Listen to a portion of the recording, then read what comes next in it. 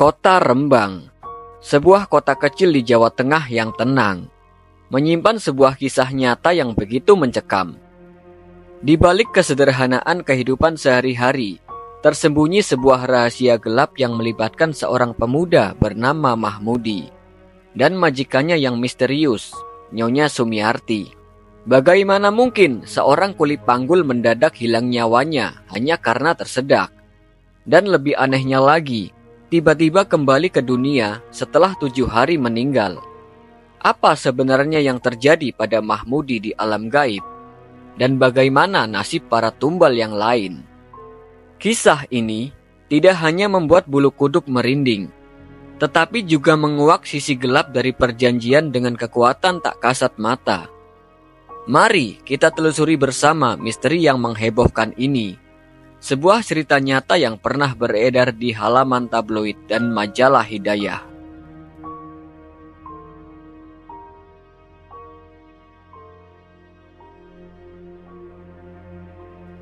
Kisah ini nyata dan terjadi di kota Rembang, salah satu kota di Jawa Tengah.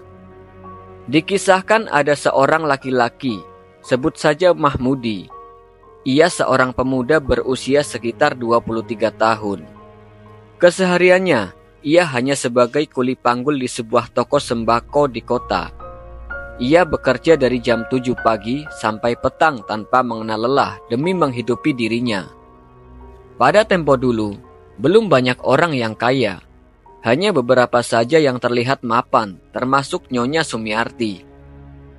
Nyonya Sumiarti adalah majikan Mahmudi. Ia berperawakan galak namun dingin, dan memiliki hampir 3 cabang toko kelontong di kota Rembang. Emas berkilauan menghiasi tubuhnya dari cincin sampai kalung seperti toko perhiasan yang berjalan. Mahmudi baru bekerja sekitar 3 bulan lamanya. Ia masuk dan bekerja sebagai pengganti karyawan sebelumnya, yang tak lain adalah tetangganya sendiri. Tetangganya itu sudah hampir 1 tahun bekerja pada Nyonya Sumiarti, sebelum akhirnya meninggal mendadak saat jam makan siang di toko kelontong Nyonya Sumiarti.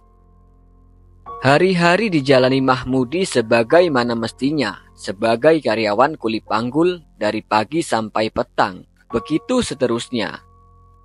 Hingga suatu hari saat jam makan siang yang diberikan majikannya hari itu terasa berbeda dari biasanya.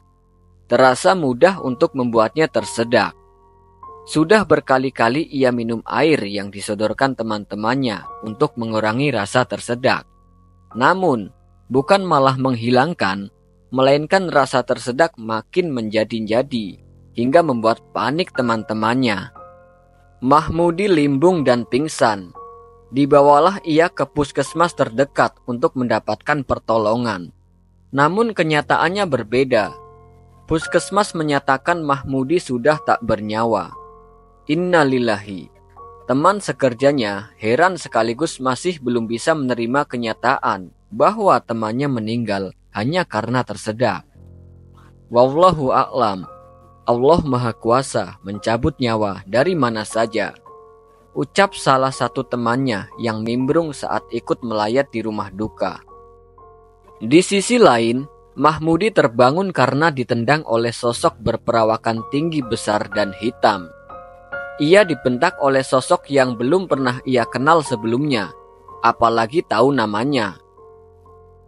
"Bangun, ikut aku," bentaknya sambil menyeret kaki Mahmudi entah kemana, tempat yang belum pernah ia tahu sebelumnya. Tak ada pepohonan, semua serba warna kemerah-merahan. Apakah ini akhirat?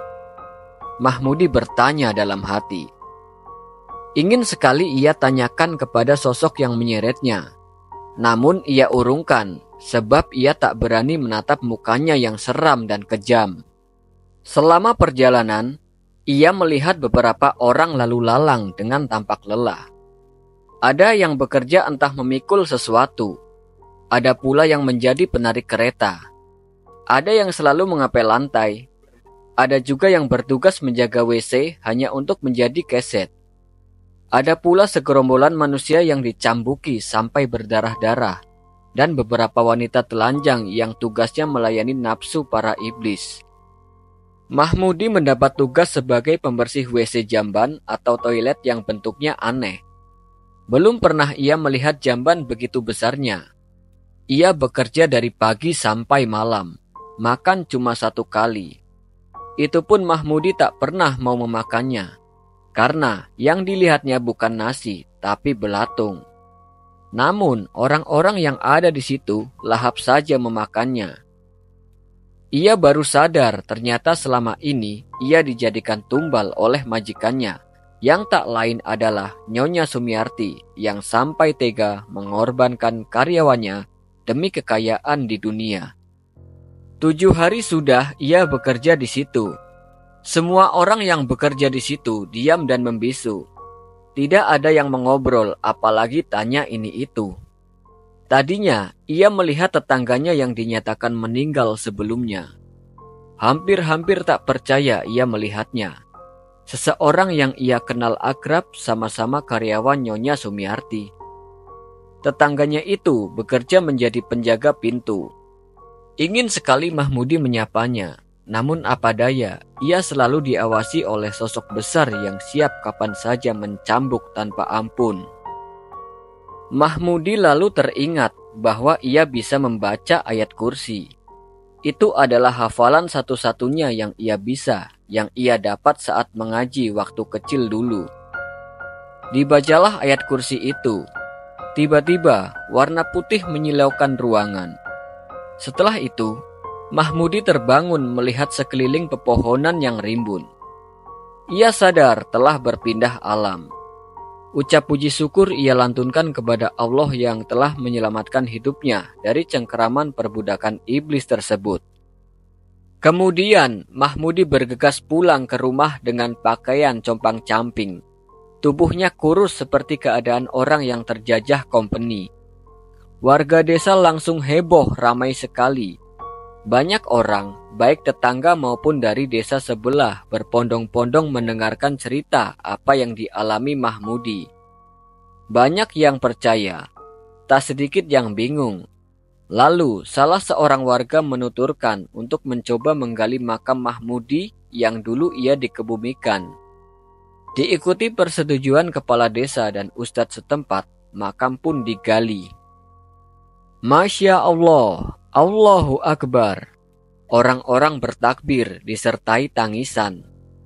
Beberapa orang hampir-hampir tak percaya apa yang mereka lihat di lubang kubur yang digali adalah gedebok pohon pisang. Setelah itu, kediaman Nyonya Sumiarti digeruduk warga. Cacian dan makian terlontar begitu derasnya menghiasi suasana saat itu, terasa sangat tegang.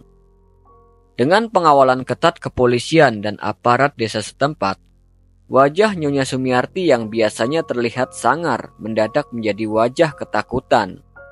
Ia dikawal dan dikirim ke kantor polisi untuk mempertanggungjawabkan semua perbuatannya.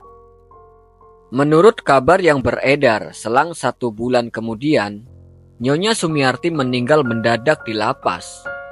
Menurut keterangan saksi yang satu tahanan dengannya, sebelumnya Nyonya Sumiarti mendadak tersedak lalu meninggal. Entah meninggal sungguhan atau dibawa ke alam lain seperti tumbalnya yang lain. Entahlah, saya hanya bercerita dan cerita ini nyata pernah dimuat di tabloid dan majalah Hidayah. Kisah nyata dari kota Rembang ini membuka mata kita tentang kengerian dan misteri yang tersembunyi di balik kehidupan sehari-hari. Mahmudi, seorang pemuda sederhana, mengalami hal-hal yang berbeda di luar nalar manusia ketika ia menjadi korban dari perjanjian gaib majikannya. Lewat pengalaman yang menakutkan di alam gaib, Mahmudi menunjukkan kepada kita bahwa ada kekuatan yang tak terlihat yang dapat mempengaruhi kehidupan dan kematian manusia.